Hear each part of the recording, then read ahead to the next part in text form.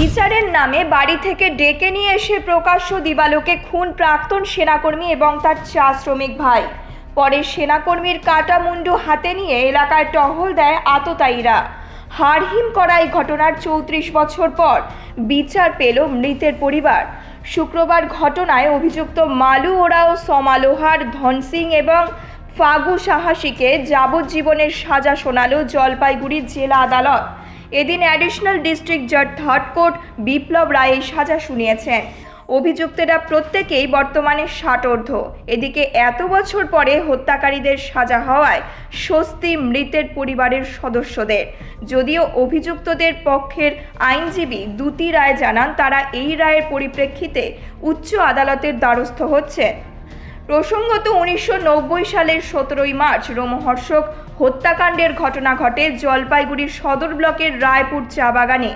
এই মামলার সরকারি আইনজীবী পার্থ চৌধুরীর মুখে শুনে নিন পুরো ঘটনা। আজকে এটা একটা প্রায় ৩৪ বছর আগেকার ঘটনা।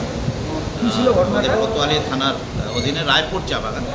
এই রায়পুর চা বাগানের অফিসের সামনে দুই ভাইকে বিচারের নামে ডেকে নিয়ে যাওয়া হয়েছিল, মনবোধ নায়েক এবং শিবনাথ নায়েক।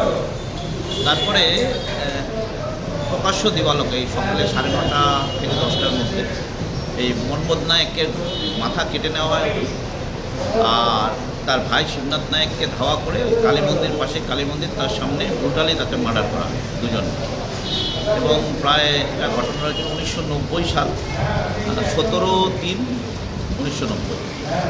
৮জন টোটাল আসামি ছিল, তার মধ্যে ৩জন বাদ দিয়ে বাকি ৫জনকে তাদের ট্রায়ালের জন্য পাঠানো হয়েছিল জেলা জজের আদালতে। আর সেখানে ৫জনের মধ্যে পরবর্তীকালে ওয়ারেন্ট হয়ে যায় সবারই না আসার জন্য। তার মধ্যে একজন সে ফেরার হয়ে যায়।